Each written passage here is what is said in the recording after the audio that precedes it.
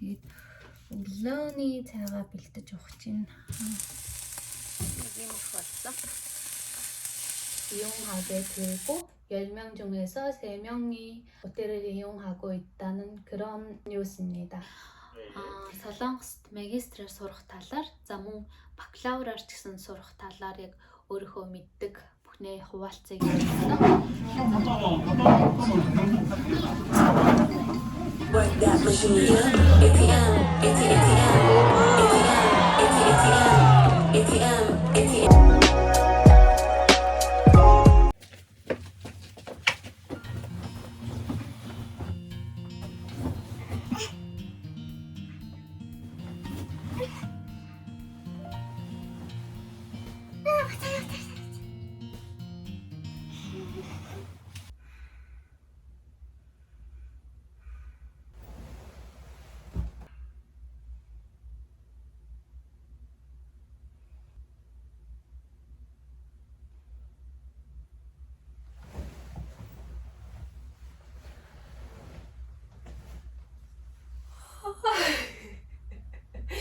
Ja, Jui, Dami.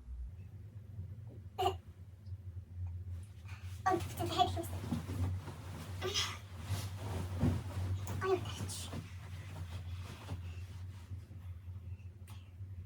Чилаансэрлээ.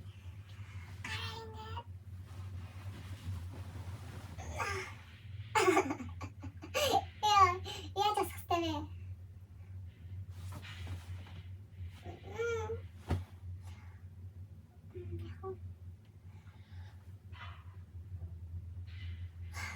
Өглөөс яг ямар үлдлээ тэгээд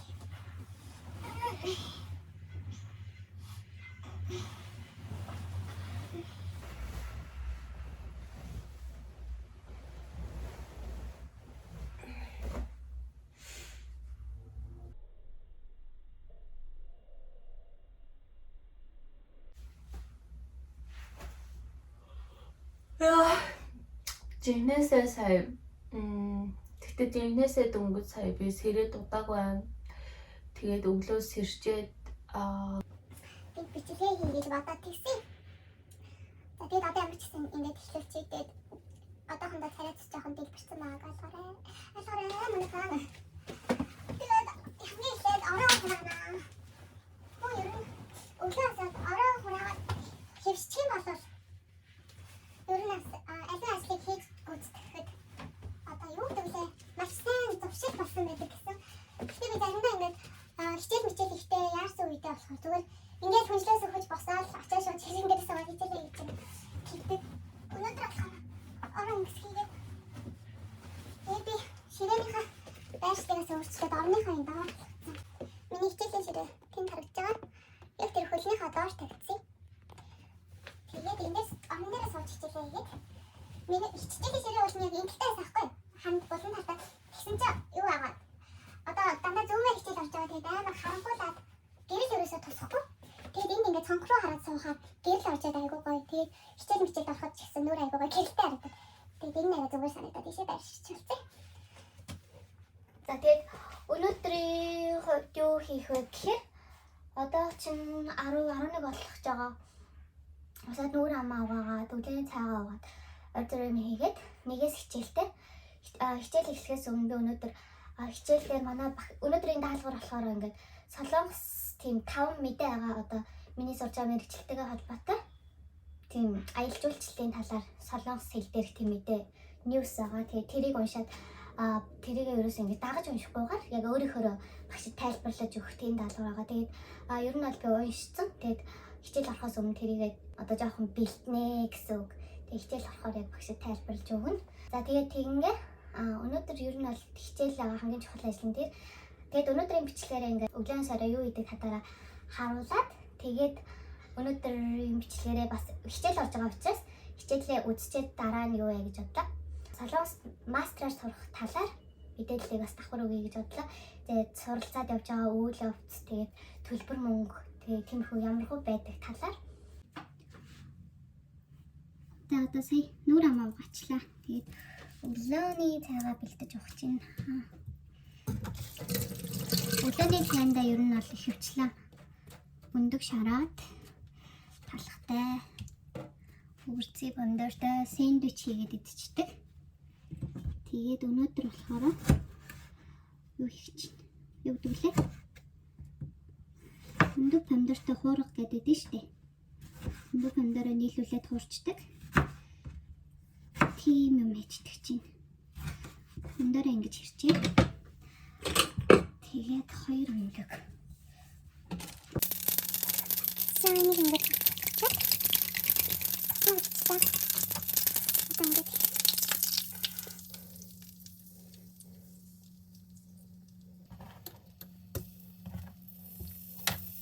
하루씩 다 없죠? 그때 데리고 오라고 했네. Нэг юм их болсон.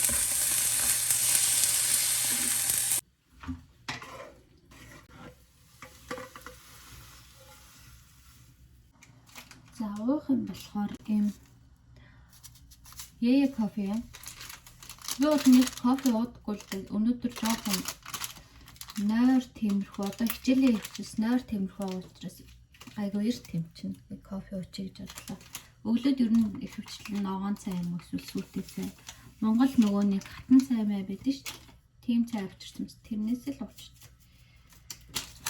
Өнөөдөр энэ яа кофе ойр дугааг бас гоё яхаа. Монголд л зардаг энд зардаг юм яа гэм битгэхгүй. За өглөөний цагаа уулаа. Саяны бэлдсэн хоол маань энэ.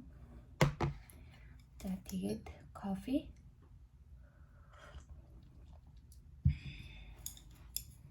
Нэрдэ.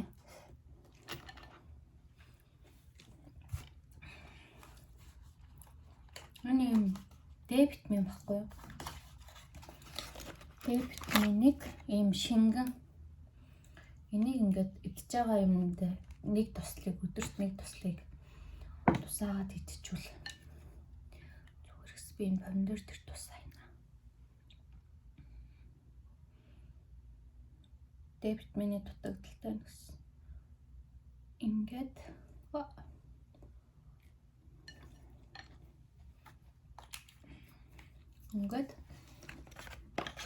нэг туслыг идчихвэл болтойгоо.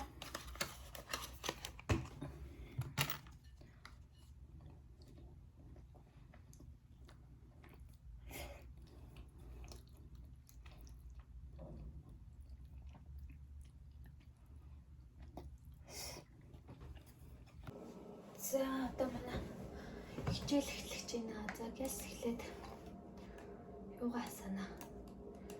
Zoom руугаа ороод 58 12:50 2 минут л. Хичээл эхлээс ер нь бол нэг 5 минутын өмнө оруулал та сая жоохон оройдчлоо. Тэний тавтаа суугаад. 안녕하세요. 안녕하세요. 박태기네. 네. 점심 맛있게 먹었나요? 네. 네, 좋습니다. 네. 자, 그러면 우리 이제 박태기네 지난주에 얘기한 대로 밴드에 있는 내용을 한번 우리가 좀 한번 논의를 좀 해보도록 합시다. 네. 화면 공유를 하겠습니다. 예. 첫 번째 뉴스는 컨슈머 인사이트 여행 숙소 고급화 10명 중 3명이 호텔 이용 이런 주제고요. 이 주제의 내용은 여행하는 사람들은 호텔을 많이 이용하게 되고 10명 중에서 3명이 호텔을 이용하고 있다는 그런 뉴스입니다. 이 그림에서 보시면 2020년은 코로나로 인해서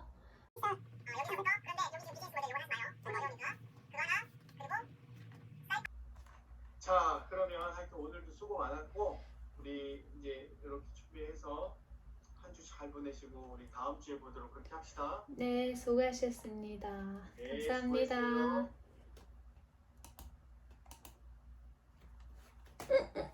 끝. За хичээл дуусчлаа. Яв сая бараг 2 цаг суусна уу? Бүр хүлжилж. Яа, би энэ багштай ганцаараа хичээл сонсдог боддоо. Ганцаараа хичээл сонсохоор амар хэцүү. Ингээл анхаарлаа яг тэр багшийн ярьж байгаа юмраа анхааруулахгүй бол ингээл анхаарлаа төвлөрүүлэхгүй байж байгаа л юу яачих юм бол утгыг нь ойлгоогүй байх юм бол тэгээд надаас асуулт асууна. Асуусан асуултанд нь би ганцаа хариулах хэрэгтэй.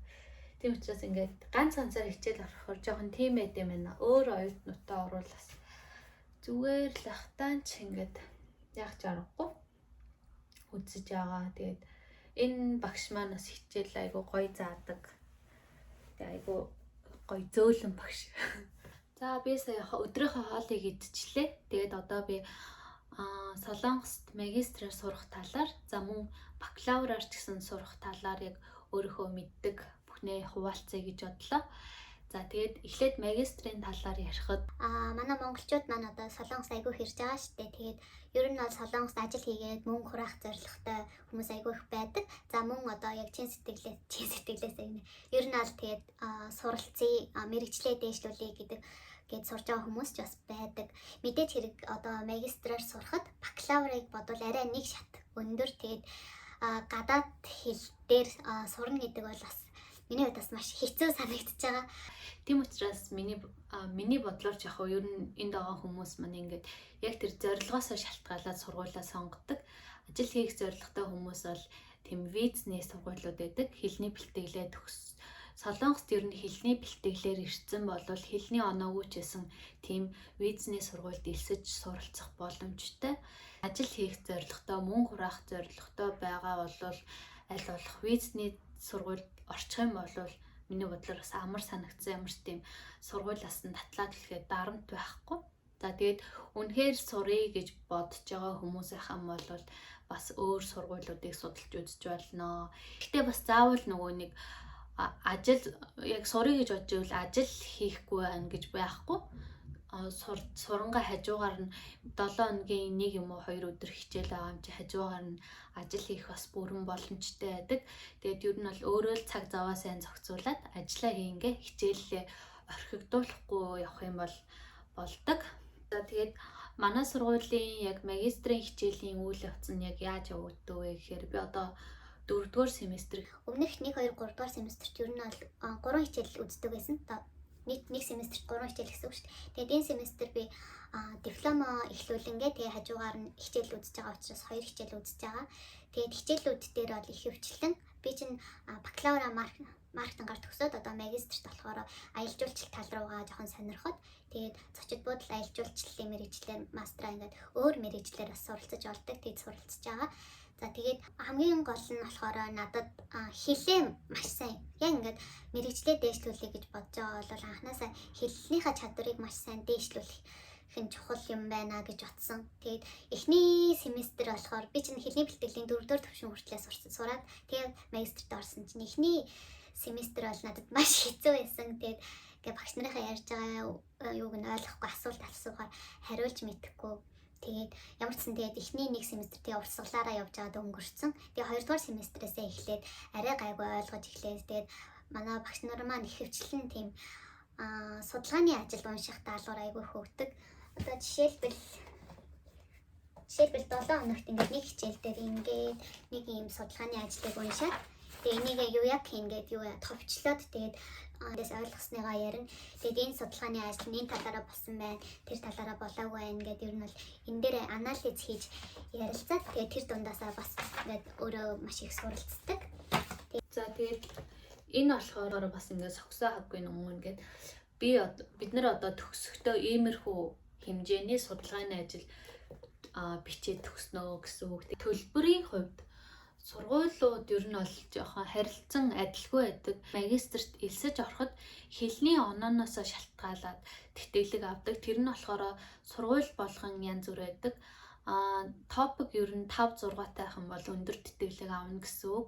Манай сургууль болохоор ингээд хэлний онооноос шалтгаалаад ингээд тэтгэлэг өгөөд явдаг. Харин зарим сургуулиуд болохоор анх элсүүлэхдээ гадаад оюутнуудыг топикийн онооноос нь шалтгаалаад тэтгэлэг өгчөөд элсэж орсны дараа тухайн семестрийн голчоор нь дүгнээд бас ингээд тэтгэлэг нь янз бүр байдаг. Манай сургууль болохоор шууд топик оноогоороо шууд дүгнээ авчдаг. Тэгээд иймэрхүү тэтгэлэг аваад сурахад бас боломжийн байдаг. Манай сургуулийн төлбөр жоохон өндөр 3 сая 700 мянган 1-ын нэг семестрийг Гэх мэтчлэн ингээд сургуулиасаа шалтгаалаад төлбөр нь өөр байдаг. Тэгээд анх сургуультай орохдоо ингээд төлбөрийнх нь мэдээллийг ингээд шууд хараад сонгож болох учраас та бүхэн бас яг ингээд өөрийнхөө сонирхож байгаа сургуулийнхаа сайтыг ухаад тэгээд бас харах боломжтой.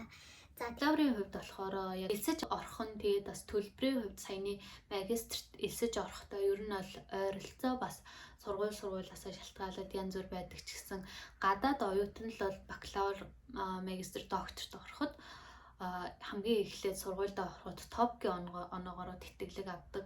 Тэрийгээр ер нь бол адилхан. За бакалаврын хичээлийн хувьд болохоор магистрыг бодвол одоо хичээл ихтэй 7 хоногийн одоо хичээл сонголтоос шалтгаалах ч гэсэн ор хаяж 3 юм уу 4 өдөр хичээлтэй байдаг. Хамгийн ингээд хичээл сонголтоо багаар сонгосон ч гэсэн тэгээд өдөр болгон хичээлтэй. Хажуугаар нас ажил хийгээд явдаг хүмүүс бас зөндөө байдаг. Тэгээд миний бодлоор болохоор хэрвээ ингээд гадагшаа суралцъя гэд бодож байгаа хүмүүс ах юм бол хүүхдүүд ах юм бол Монголд 10 жилээ төгсөөд Солонгост бол шууд ирээд бакалавраасаа эрхлээд суралцвал бас айгүй хурдан бие дааж сурна, тэгээд хилээж хурдан сурна. Тэгээд цаашдаа үргэлжлүүлээд магистрт орох юм бол хилээ бүр ингээд бакалавртаа суралцсан учраас хангалттай хэмжээнд сурцсан байдаг. За тэгээд хажуугаар нь оюутан учраас хичээлдээ суунгаа бас хажуугаар нь цагийн ажил хийх боломжтой гэх мэтлэн бас давуу талтай. За тэгээд та бүхэн маань бас асуулт ах юм бол комментээр бичээрэй. Эсвэл миний Instagram руу бичих юм бол би зав зайгаар өөрийнхөө мэддэг юм хариулдаг байгаа.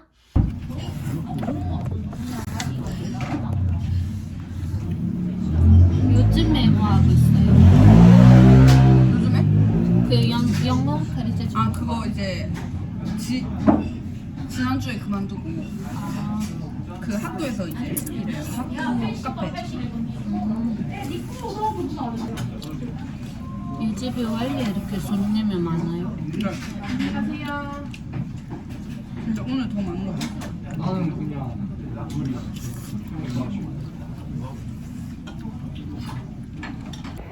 өнөөдөр энд тийм 벚꽃 축제에다가 сакура цэцгийн баяр гэх юм нэг тийм баяр олжиг.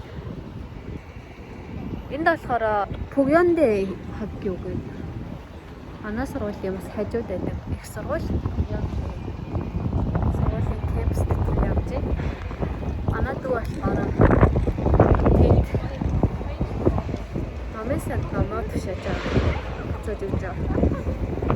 Ямар салхитай байна.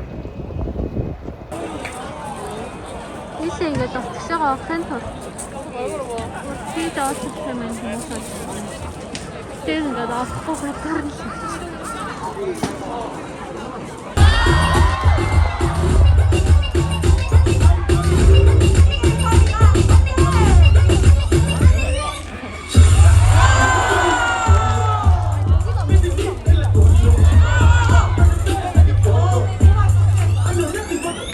아!